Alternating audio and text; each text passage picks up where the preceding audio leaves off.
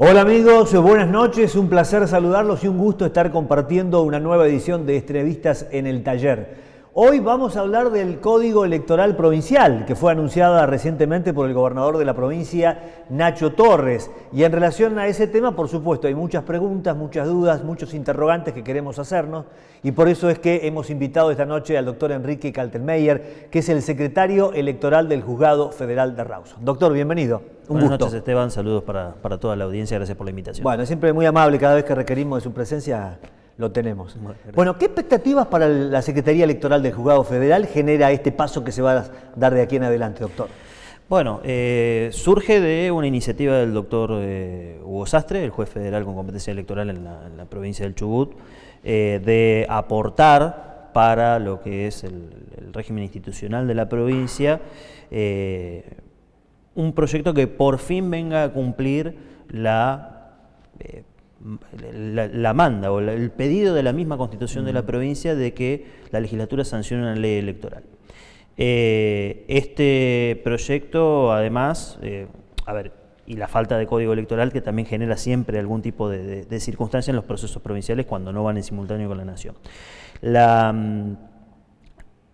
El punto de partida, la base de este trabajo que hemos puesto a disposición del Ejecutivo y del Poder Legislativo es, además, un proyecto de origen académico. Es un proyecto elaborado en su momento por la doctora Bettina Grossman, el doctor Jean-Luc Herbert, la senadora Edith Terenzi, en 2014, en el marco de una cátedra abierta de la Universidad Nacional de la Patagonia. Es decir, tiene un ADN, una genética académica, claro, ese código, al cual, bajo la dirección del doctor Sastre y con la intervención de la doctora Janina Pecorari, hemos actualizado, si se quiere, teniendo en cuenta los últimos pronunciamientos de la Cámara Nacional Electoral en distintas materias, y rediseñado de la manera que nosotros entendimos que era más adecuada para cumplir estas obligaciones constitucionales. El proyecto original preveía todo en un código electoral, y nosotros lo que hemos presentado o puesto a disposición es un paquete normativo que tiene un código electoral para lo que es la contienda en sí misma, y fuera de ese código electoral, que además por Constitución requiere unas mayorías calificadas para su sanción, la ley orgánica de partidos políticos reordenada, actualizada, rediseñada, que está prevista como una ley aparte en la misma Constitución Nacional, en el artículo provincial, en el artículo 261. Esto implica también la creación de una Secretaría Electoral permanente. Lo que nosotros hemos propuesto es justamente que se cree un órgano permanente, especializado, dedicado a la cuestión electoral. Es sobre la base de la experiencia del funcionamiento del Juzgado Federal de Rawson con su Secretaría Electoral, y el plus o la mejor posición en que queda colocada la estructura que organiza una elección cada 2 años o cada 4 años en el caso de la provincia, sobre la base de la experiencia, sobre la base de la organización, de la estabilidad, para poder desarrollar todas las tareas que requiere una elección, que arrancan mucho antes incluso también de la convocatoria de la elección. Hoy el secretario o la secretaria electoral provincial es una persona elegida por el Superior Tribunal de Justicia. Es decir, en este esquema, en este nuevo sistema, ¿quién propone el nombre de quien va a estar a cargo de la Secretaría?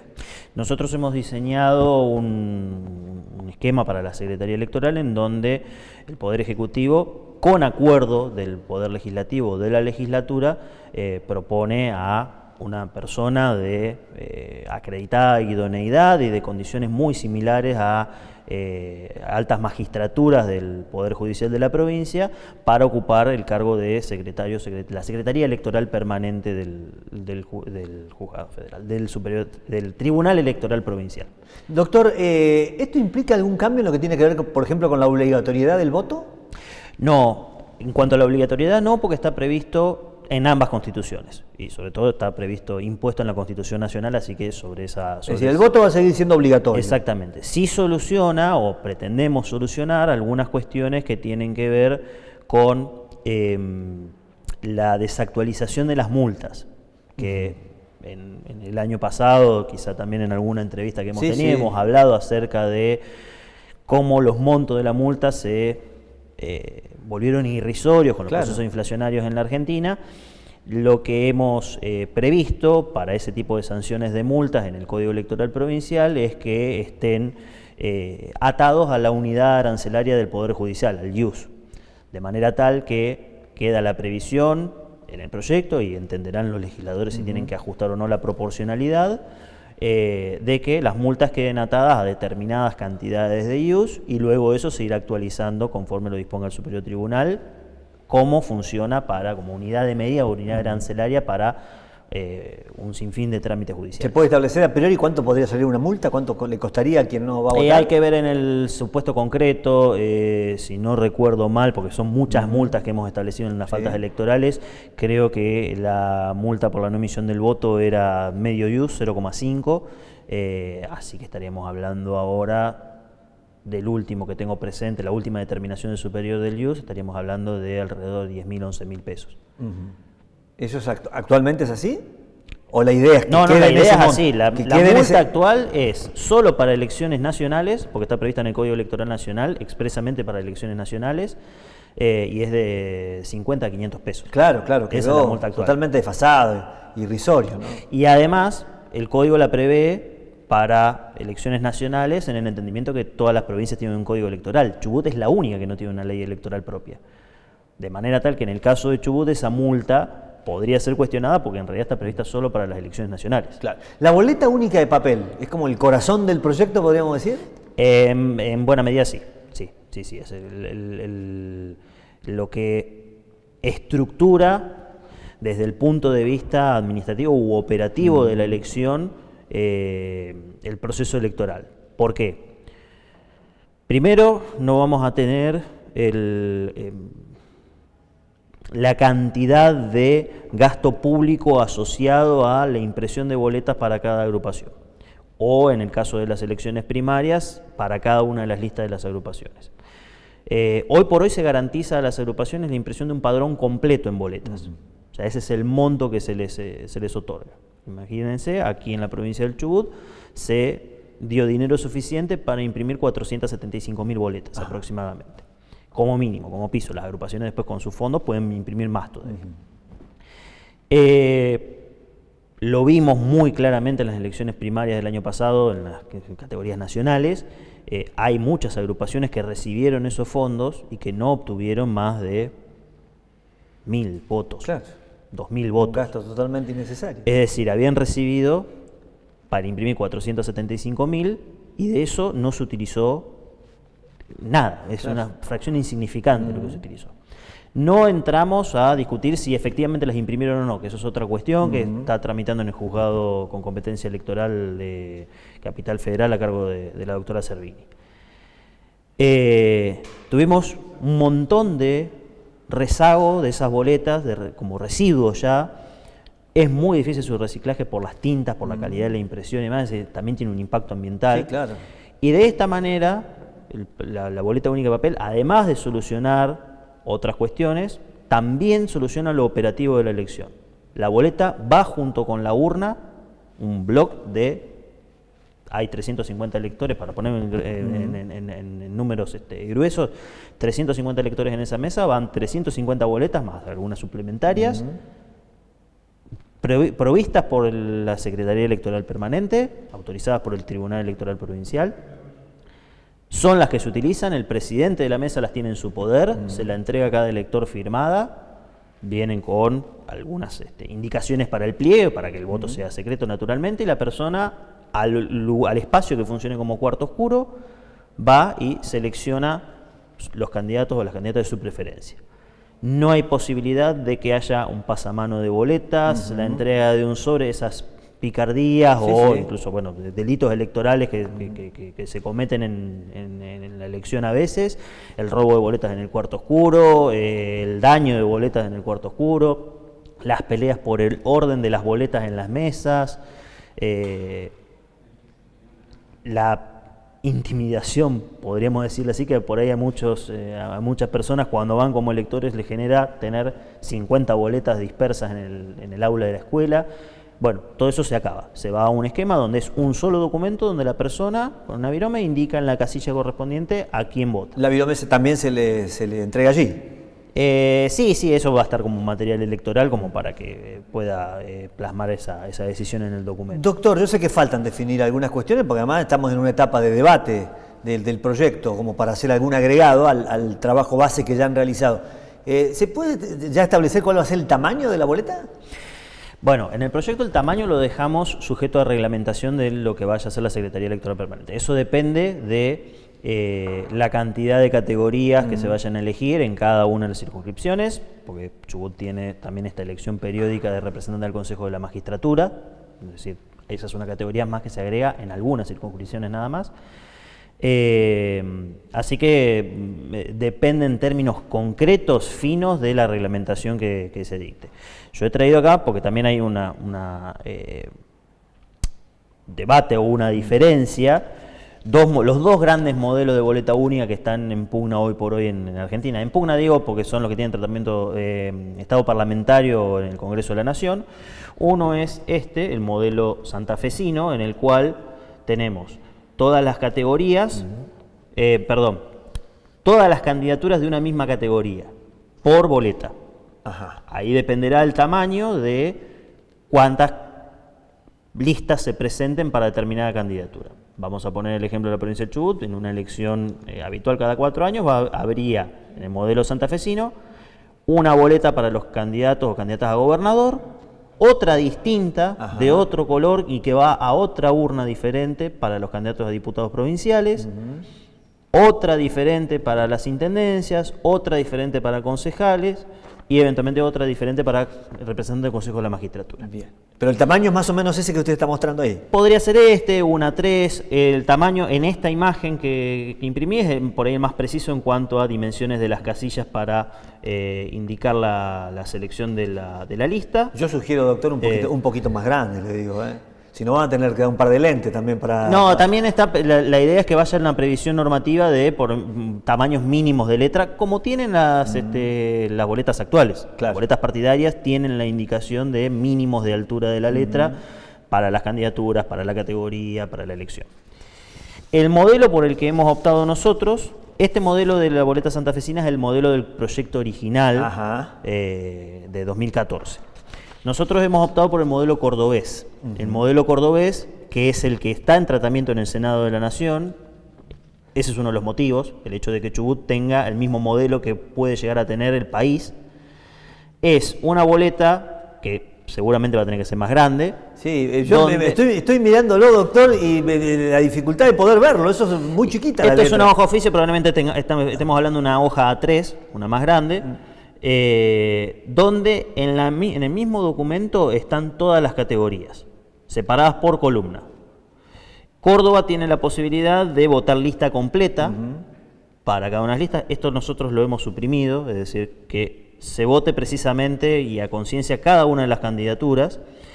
En cada columna van a tener las listas que se presentan para esa categoría: gobernador, diputados provinciales, las intendencias, otras categorías que tiene Córdoba. Si una lista no presenta, como en este caso, ese espacio queda en blanco. Y la indicación va a tener la foto de los candidatos, va a tener los nombres de los principales candidatos. En el caso legislativo no va a tener todos los nombres por una cuestión de espacio físico. Y la casilla en la cual cada elector o electora va a expresar su preferencia por una u otra lista. Esto va complementado con publicación en los establecimientos de votación de las listas completas. Claro.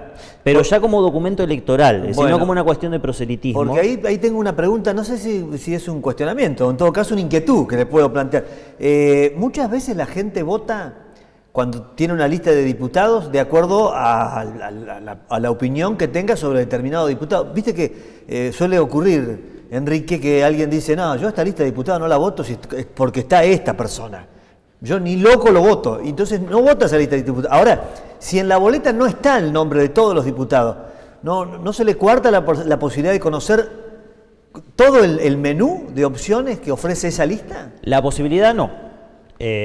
Partimos de la base de que el voto es una decisión informada, justamente por esto, es decir, esta persona no quiero seleccionar esa preferencia. La reglamentación que prevemos en el código establece una amplia difusión de las listas completas, en edificios públicos, a través de medios masivos de comunicación, a cargo de la Secretaría Electoral Permanente, como para que haya un conocimiento acabado por parte de la ciudadanía, o la posibilidad de acceder a ese conocimiento, de la totalidad de los integrantes de cada lista, y sin que configure ninguna cuestión proselitista, ahora sí las candidaturas van a estar en los establecimientos. Esto de que por el secreto del voto no se puede exhibir la boleta partidaria o un distintivo o algo, bueno, como documento electoral, así como están las indicaciones de los delitos electorales o el padrón al ingreso de la escuela, en la escuela o en el establecimiento que se habilite para votar, con los mismos recaudos de la boleta, es decir, con el mismo orden con el cual se sorteó, con equivalencia, es decir, en cuanto a tamaño para todas las agrupaciones, van a estar publicadas las listas completas de cada una de las alternativas, de manera tal que la persona, si no lo supo antes, va a tener la posibilidad, antes de ingresar al cuarto oscuro, de verificar todas las candidaturas y eventualmente ingresar con una decisión informada a efectuar su sufragio en la boleta única. Estamos conversando con el doctor Enrique Kaltenmeyer, es el secretario electoral del Juzgado Federal de Rawson, sobre este proyecto en el que se está trabajando. Después de una muy breve pausa, volvemos y seguimos conversando con él. SCPL en tu barrio. Desde 2019 recorriendo cada rincón de Comodoro Rivadavia y Radatili. Siempre cerca del usuario. Aprovecha a regularizar tu situación, realiza trámites comerciales y paga tus facturas a través de nuestra oficina móvil, SCPL en tu barrio. Seguí el cronograma en nuestras redes. Nos encontrás como SCPL Coop. Estamos conversando con el secretario electoral del Juzgado Federal de Rawson, el doctor Enrique Kaltenmeyer. Partimos de la base, Enrique, de que no te voy a hacer todas las preguntas que debiera hacerte por una cuestión de tiempo. Además, no va a ser la primera charla que vamos a tener. El tema de los votos en blanco, recurridos, anulados, ¿va a haber algún cambio en ese sentido?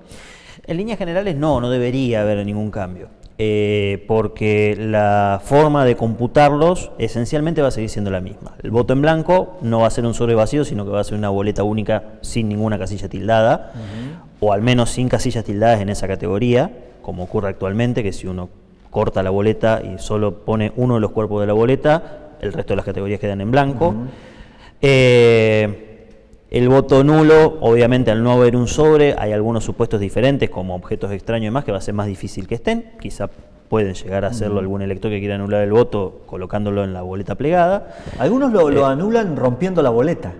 Bueno, eso no va a ser factible porque la boleta que se le entrega va firmada por la autoridad de la mesa, y uno de los recaudos de control es, sin desplegarla obviamente, verificar que la misma boleta que se le entregó a la persona sea la que se introduce en la urna.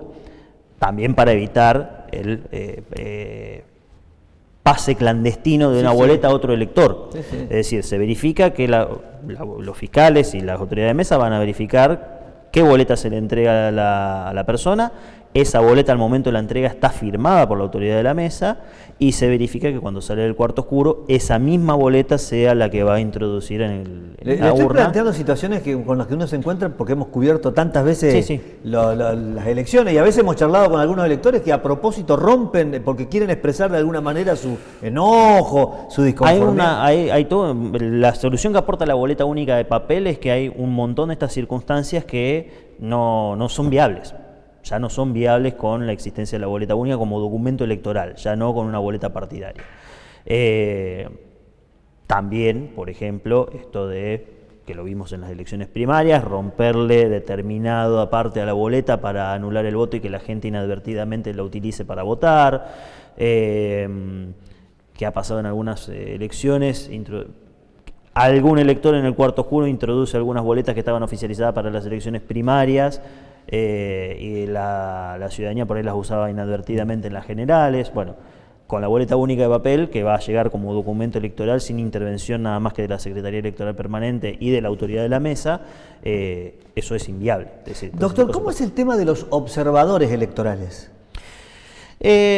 Es la misma, o sea, es darle una consagración normativa a la figura del delegado electoral. Nosotros lo hemos previsto como delegado electoral. Es como un vedor. Es el delegado electoral que funciona actualmente en las elecciones habitualmente, que hay uno por establecimiento, que es el nexo entre, en este caso, la Secretaría Electoral Permanente, en nuestro caso la Secretaría Electoral del Juzgado Federal de Rawson, con las autoridades de mesa y con el comando para resolver distintos episodios que se suscitan ahí. Esa figura, hoy por hoy, está implementada en función de acordadas de la Cámara Nacional Electoral o eventualmente del Tribunal Electoral Provincial, tomando el funcionamiento de los delegados electorales de la Justicia Nacional Electoral, pero no está prevista en el Código Nacional Electoral. Es decir, esa figura en realidad no existe, ha sido implementada por la Cámara. Lo que nosotros le damos aquí para la provincia del Chubut es un reconocimiento normativo a una figura que ha aportado una ventaja o una evolución en los procesos electorales al poder ser un nexo directo entre distintas autoridades de mesa con las autoridades judiciales que organizan una elección para la resolución de cualquier circunstancia que se presente el día de la elección. El tema de la paridad de género, ¿cómo se va a garantizar? La paridad, a ver, en el marco de este proyecto pretendemos ofrecer una solución que dará en el Poder Legislativo el detalle concreto o la normativa final, una solución a una mezcla que había de distintas normas, también ocasionada por la ausencia de un código electoral. En la ley actual de paridad de género, por ejemplo, está incluida la reglamentación de las alianzas electorales, que no tiene nada que ver. Es una ley de términos políticos o electorales en la cual se procuró reglamentar una cuestión de reconocimiento de las alianzas que sí es propia de un código electoral o de la ley orgánica de partidos políticos, y ahí no estaba. Nosotros lo que hemos establecido es una reglamentación específica en el código electoral para lo que son candidaturas y replicada en la ley orgánica de partidos políticos para lo que son cargos partidarios, que sigue los lineamientos de la legislación a nivel nacional, es decir, la composición de las listas en forma paritaria entre varones y mujeres, alternados, uno y uno, salvo obviamente para las categorías que son unipersonales o de fórmula, y siguiendo algunos pronunciamientos judiciales, es decir, algunas cuestiones que se han ido planteando ahora con casos de candidaturas ocupadas por personas no binarias, hemos también contemplado que en el caso de que una persona tenga un reconocimiento ya en su documento como no binario, es decir, sin ser masculino o femenino, tenga una posición neutral en la lista en que está ubicada. Claro. Es decir, hemos tratado de avanzar en la reglamentación a esos supuestos que incluso la ley nacional no los considera hoy por hoy. Bien. Otro tema, los privados de la libertad. ¿Va a haber cambios en ese sentido en relación a los electores? Hemos previsto algunas normas en el Código Electoral Provincial. Nosotros ahí nosotros no tenemos ese rol en cuanto a las elecciones nacionales porque el registro de privados de libertad y la confección de los padrones y el escrutinio de esas mesas lo hace directamente la Cámara Nacional Electoral. Pero lo que hemos apuntado es, obviamente, que no se coarte el derecho a emitir el sufragio de los privados de libertad, también por cuestiones que hacen a los fundamentos democráticos de la misma ley penal, es decir, que se les aplica, pero contemplando, obviamente, la situación particular en la que están de privación de libertad y de imposibilidad de trasladarlo a la mesa en que deberían votar en forma regular. Y además, teniendo en cuenta lo variable que es esa circunstancia, porque más allá del plazo de cronograma electoral, una persona puede ser detenida después del momento del cierre del padrón, puede ser trasladada la semana anterior a la elección. Entonces lo que hemos previsto es que puedan votar, que estén incluidos en un registro de privados de libertad, pero solo podrían votar para las categorías que tienen a la provincia como distrito único. Es decir, si el elector está privado de libertad, está empadronado en Trelew, podría votar para las categorías municipales de Trelew, pero es trasladado y es privado de libertad en Comodoro Rivadavia, por ejemplo, bueno, eso es una consecuencia que va a tener la privación de libertad, es una afectación a su derecho a emitir el sufragio, pero es la mínima inevitable por la situación de privación de libertad que tiene y no se le coarta el derecho de poder votar para gobernador y vicegobernador o para diputados provinciales que es una categoría que se elige por igual en toda la provincia. Entiendo. Doctor, y en relación al tema de los candidatos o candidatas, ¿hay cambios en relación a su vinculación con alguna situación que se está ventilando judicialmente? Hemos profundizado el Instituto de Ficha Limpia, tanto en el Código como en la Ley Orgánica de Partidos Políticos, es decir, no solo para cargos públicos electivos, sino también para cargos partidarios. La legislación actual la prevé en forma muy detallada, pero dentro del Código Penal, es decir, prevé un montón de supuestos de delitos de determinados títulos del Código Penal, pero, por ejemplo, no deja un sustento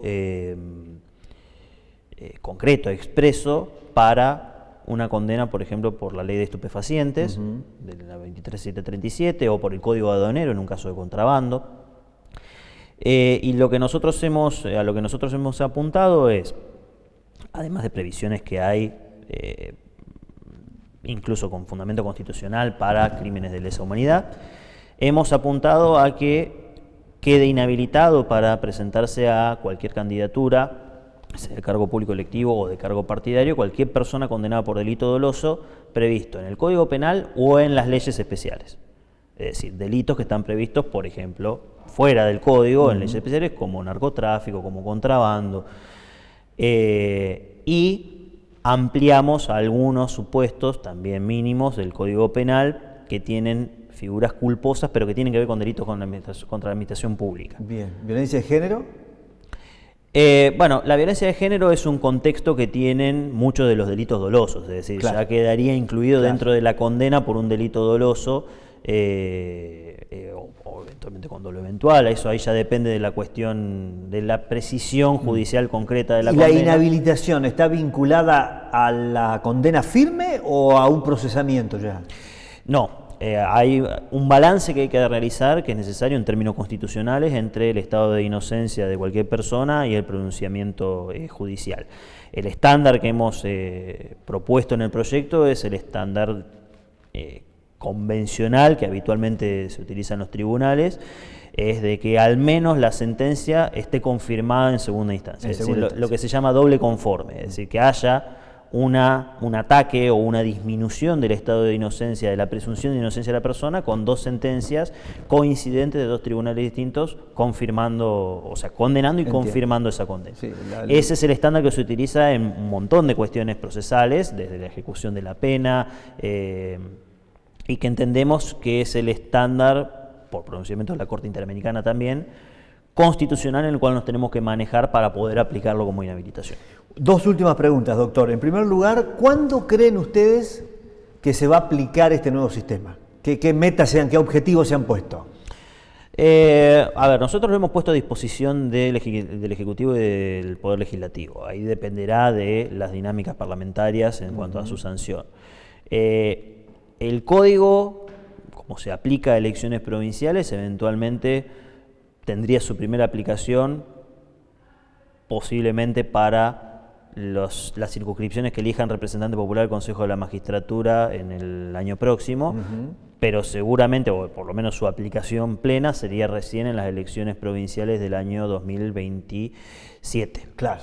Que es el proceso provincial que, sanción del Código mediante, también sería en una fecha fija, determinada, separada de las elecciones. La Constitución prevé que la provincia puede acudir como una alternativa o como opción a ir en simultáneo con las elecciones nacionales, y hay una ley de simultaneidad que así prevé recibir a las provincias que quieren en simultáneo.